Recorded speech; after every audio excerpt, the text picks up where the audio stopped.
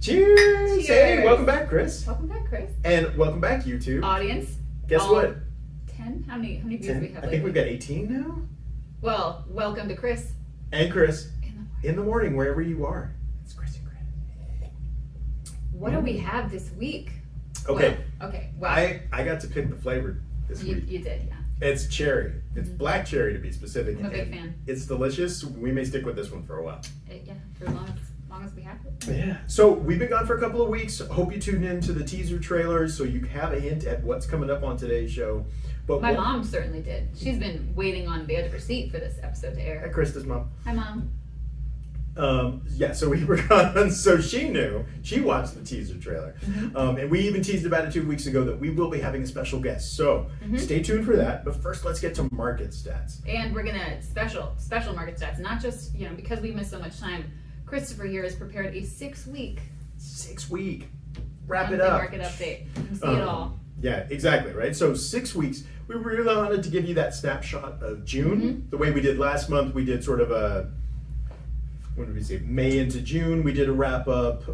So this is the same thing. We want to give you a June to where we are in the middle of July. It is really nice to see that trend, just Holy smokes. Okay, so number of homes on the market. upward trend. Upward trend. So where did we start? First week of June. First week of June, 2,359 homes on the market. And the second week of July, 3,006 homes. So that's a pretty big gap. And I mean, that's okay, so it's very interesting to see these numbers on paper. Because first week of June, 23. Second week of June, 24. Third week of June, 25, 26, 28. Now for 3. I wonder what next week's going to bring. Stay tuned to find out. But that is a steady increase in available inventory. So for a lot of people who are like, you know what, the market's just too tight, there aren't enough homes. That is just absolutely not true. Absolutely not true. And you're working with the wrong agent, so. Yeah, if you're working with an agent that says, I only got 2 things to show you, I'm sorry, they are not doing their job. Because Kris and Kris. Yeah, we have been knocking it out of the park. Very busy, been showing a lot of homes, been getting offers. Hopefully I've got an offer that's going to be accepted tonight. Ooh, right, cross your fingers. Right. So the whole deal is the inventory's out there. So if you're not being shown inventory, talk to us. Median house price didn't fluctuate too much, right? Really hovering around that 400,000 mark. Yeah, I read an article, a couple weeks ago about how the housing market was about to break 400,000 as the median sales price, and they were not wrong. It is holding right there. 400,000 in the first week of June. A little over in the second week. Dipped a little for the third week. Back for the last week of the month. 405. Dipped right around July 4th, but then again, it was a holiday, right? So we had a little bit of time off. Everybody celebrating with families, and then right back up again this very last week. So that article was spot on because we are consistently seeing the $400,000 mark for median homes. Days on market, again. Staying very similar, 6s and 7s. Yeah, very little change. And it's something that you probably have heard us say week after week, 6s and 7s. We're going to the roulette table. We're going to put all of our money on 6s and 7s. We're going to win it all. Let's see what happens. If you do that, please don't blame us because we're not advising that you do that with your money. This is not financial advice. Yes, okay. Exactly. Number of homes sold took the biggest dip that first week of July, like you said. That was absolutely. Well, to be fair though, the week before was just almost 1,000. There was almost 1,000 homes sold that fourth week of June. It's almost as if everybody wanted to get this done right before July 4th. We want a cool house for a barbecue. Let's just close on that house. Yeah. So steady rise up until July 4th weekend. Little drop, and then it started jumping right back up again. But that's been at about around 700. So this week we have 709. Back in the first week of June, it was 699, and then there's a little bit of fluctuation in between there. But that's crazy. It jumped from 938 to 558 between the fourth week of June. Y'all really took the weekend off. I mean, kudos. Glad you got some vacation time. Hopefully got to spend some time with family, friends, loved ones. But then everybody jumped right back into it. I bet those home shoppers on that July weekend got some good deals because there weren't a lot of people for competition. Yeah, exactly. Interesting. Christmas also there's some good deals to be made around Christmas time. Yeah, right. If you're looking to buy or sell around Christmas time, I'm not gonna say it again, but you know what to call. So. Yeah, exactly. Kris and Kris. So to wrap up our market stats, it's been a really busy 6 weeks. It has. Lots of inventory. So if you're not feeling like you're reaching the right inventory, call one of us. We'll get you taken care of. What's up for time? Is it time for Terri? It is almost time for Terri. So hey, we teased about it. We have mentioned it. ad nauseum. And guess what? We have our very first special guest, Miss Terri. Let's Kight. get her on Zoom. Here we go. Miss Terri Kight. All right, let's tune her in on Zoom. 1, 2, 3. Hi, Terri. Hi. Thank you for joining us. This is Terri, everyone, so that everyone can see. This is Terri. She's backwards. We'll put her stuff in the contact as well. We will do a little. He's video editing magic. We'll do a little sizzle in the video. Okay, so we have some questions for Terri pertaining to loans. Ready to jump in, Terri? Well, yeah, I'm a lender in Las Vegas. I work for CMG Financial. We're all over the country. People in my offices are licensed in many different states. But I'm licensed in Las Vegas, Nevada. Sorry. Ooh. Yeah. Las Vegas, importantly, though, because that's where all the action is. So it's fine. Oh, yeah, serious action. But yes, I do know in Finley and all those other things that you probably don't even know about that are in Nevada. Oh, yeah. So, and Pahrump. The city very much. Pahrump, of course. Pahrump, Boulder. yes. I've done a couple of deals in Boulder. I was in Pahrump last week. I was there too. I was there for signing last week.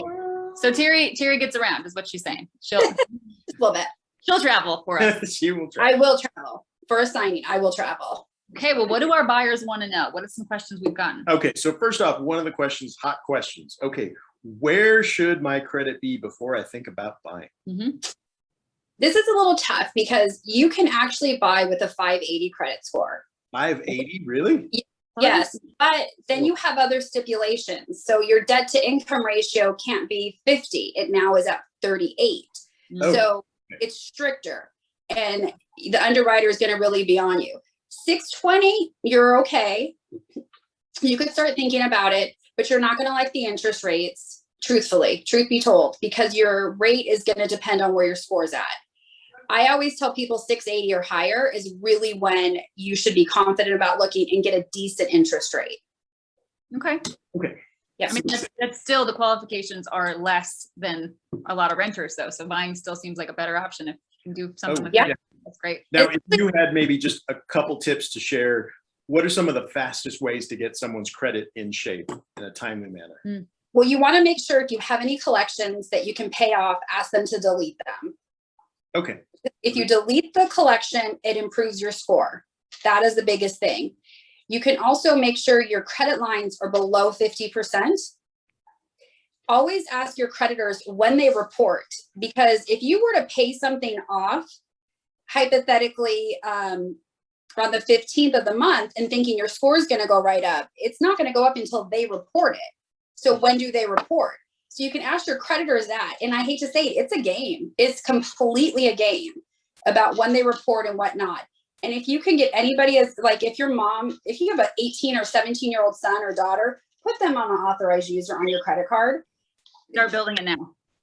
And it's called ghost credit is what they tend to call it, but it works. It definitely works. Now, how long does it generally take? Well, my mother-in-law got added onto my mom's credit card. I know that's odd. And That's my like mother, best relationship ever. I was like, wow. my mother-in-law's never had credit ever. So my mom and mother-in-law, they travel across country together. And my mom was like, you have to have a credit card in case something happens to me. I'm 71. And they added her on. And I want to say within 4 months, my mother-in-law had a 700 credit score. Whoa. Wow. Okay. Mhm. Huge. Yeah. Yeah, exactly. So speaking of scores, so we just talked about different scores. Is there any difference between scores in terms of we all see the ads for Credit Karma? We see, Equifax is saying, hey, no, we can help you build your score. TransUnion has, they People all ask seem to have FICO products. on all the rentals. Yeah. So what's a good number for people to kind of base their mindset on? And is there a score that matters more? Yeah, well, and it just depends. Like we're going to pull what's called a tri-merge. So we pull all 3 credit reports, which is an Indeed pool. So we're going to know what you applied for credit in 1996. Wow. And Uh-oh. not everybody reports all 3 bureaus. So that's the big thing. So we want all 3 and we take the lowest mid. But when you look at a FICO scores for different companies and different products. So it could be your FICO score for how you performed on car loans. FICO score, how you performed on other things, because there's different parts of the FICO score. Okay. As a lender, do you often ask, what is this due to? You know, your credit has a ding, or it's a little low here, and what is like medical bills? Obviously, that's a big one for people. Credit inquiry. So we'll tell people, like, once your credit's pulled, you're pre-qualified, nobody else is pulling your credit. You are not to go buy anything. Yeah. If I see a car dealership punching your throat, you know, stuff. Okay, where did I go? Oh, you're good. Hey, she's back. Sorry. It was always you. It's just a picture of your face. So a couple questions. So hopefully that answers our commenters and our listeners' questions. So next one would be, of course, there's the big thing between a conventional loan and FHA loan. Of course, there's additional types like VA. What's the difference? When is it better to use one versus the other? Depends on how much money you have and what your credit score is. So as an example, with an FHA loan, the minimum down payment is 3.5%, plus any closing costs that aren't covered by your seller. But with an FHA loan, you do get a favorable interest rate, but you also have property mortgage insurance on that loan for life. Ooh. And you pay your 1.75% funding fee to the government just to do your loan. Ooh. So if you're tight on funds, it's a good way to get into a house. And it gets you a decent interest rate. You can have higher debt to income than other loans. Conventional, you can go in with the least amount of 3% down, but your mortgage insurance might be higher on that versus than conventional because of where your credit score's at. So every situation is different. So the times where people say, oh, you have to put 20% down so you don't get mortgage insurance. Why are you going to give up all your cash when you could buy it for lease, pay a little bit of mortgage insurance for so many years, and then increase the value in your asset? You know, that's everybody's situation is different. One question I had last week when we were talking about this was, if you were to apply for an FHA loan, how long do you have to live in that house for that to count as, you know, like your residence, instead of you flipped it or decided to, you know, something, circumstances changed and you wanted to move out and let someone rent it? 1 year.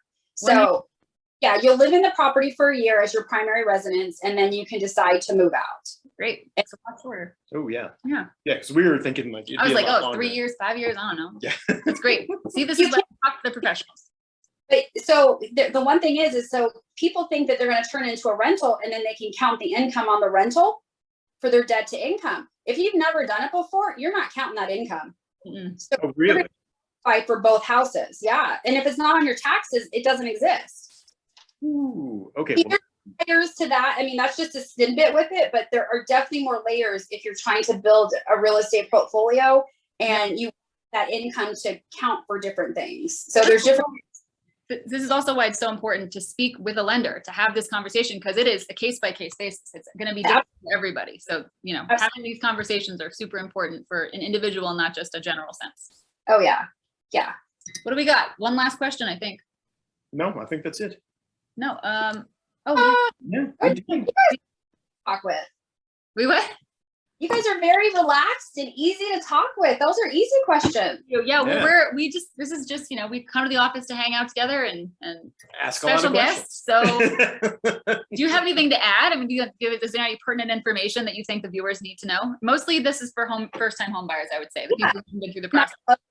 Buyers. I mean, and that's kind of my specialty, because I'll work with somebody for 6 to 8 months to get them ready to buy, because they either have to get their credit score in line, or their debt to income ratio. They have to pay things off and to improve their score. We also have down payment assistance where I work. So even if you're getting help with your down payment, they want you to be able to cover your closing costs in 2 months of payments. So a lot of people think, well, they're going to cover my down payment. I don't have to pay anything. No. You got to at least have 2 months in the bank for what they call reserves. And I don't know how it is on rental. Like, what do you guys look at when you look at to run somebody rent a house? How many months do they need to have in the bank account? 3 times income is common right now. 3 times the rent in income. Right. Yeah. Total house income needs to be 3 to 3.5 times the rent. Yeah. And then additionally, they're looking at your 2 months of bank statements and your 2 months worth of pay stubs to verify that that's the actual income. Renting is really hard right now. That's why we were saying the 580 for a credit score for you know, potentially getting a loan that's better than you can get for most rentals. And then you've got, you know, no restrictions on pets or things you can put on the wall. And, you know, so we're trying to work with renters and encourage them that maybe speaking with the lender is a good option for them as well. So. Well, and you know, it doesn't hurt to ask. So it's It's a free conversation. Everyone, it's a free conversation. Absolutely. Absolutely. And I still can't get over prices of houses. Yeah. I mean, we just did a whole thing on market stats. The median stats up like 6 weeks. Yeah. Oh my God. The median house price is still like it's over 400,000 right now. And it's been sustained between 390 and 405. Like it just keeps bouncing between that. Well, that's why the down payment assistance conversation by the way, we could take up an entire episode on the special offers that companies like yours provide for like down payment assistance. So maybe we should have Terri back and talk about this again sometime. Absolutely. Because this is stuff people need to hear. This is important to making a purchase. This is huge. Well, and you know, honestly, with like the down payment assistance, and also FHA, the max FHA loan is too. So you cut out. What was it? Max is what? FHA loan amount is 362,000. Okay.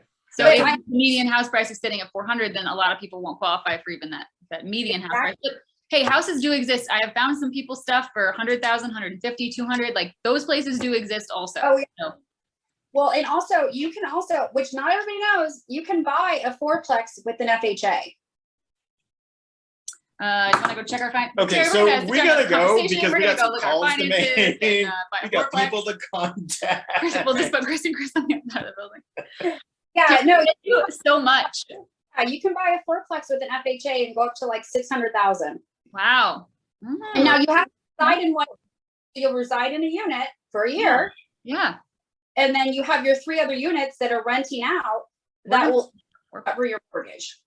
Right. I'm ready. Let's do it. Let's do some investing. Oh yeah, no, there's different things out there if you're willing to downsize into an apartment for a minute and grow your portfolio.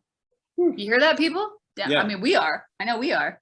Terri, thank you so much. We're gonna end this recording, and we appreciate so much this information that we've been given. And honestly, we might have you back for some more because I know that you have a lot more to say. I do. So, and again, podcasts, like I listened to them. I didn't think we videoed them. Oh yeah, all the kids watch all the kids these days. All the kids they watch. No, I think it's the TikToks. We should start making TikToks. Okay. Okay. Anyways, thanks, Terri. Bye-bye. Appreciate Bye. it. Okay. That was good conversation. Super informative, you guys. We had our very first guest. Ton of great questions answered. Mm-hmm. That whole thing about that tri-score, I didn't even know that they pulled the tri-score. I didn't even know they could look at it from the perspective of how does this apply to, like, how do they do with the car loans, or how do they do with other types of I lines of credit? I know that we tell our buyers, do not apply for anything else. Don't do any lines of credit. Don't do any major purchases. But like, they've got a handle on it. Super informative. So thank you again, Terri. We hope to see her soon on future episodes. Her information is going down in the description of this episode, so you can follow up more with her.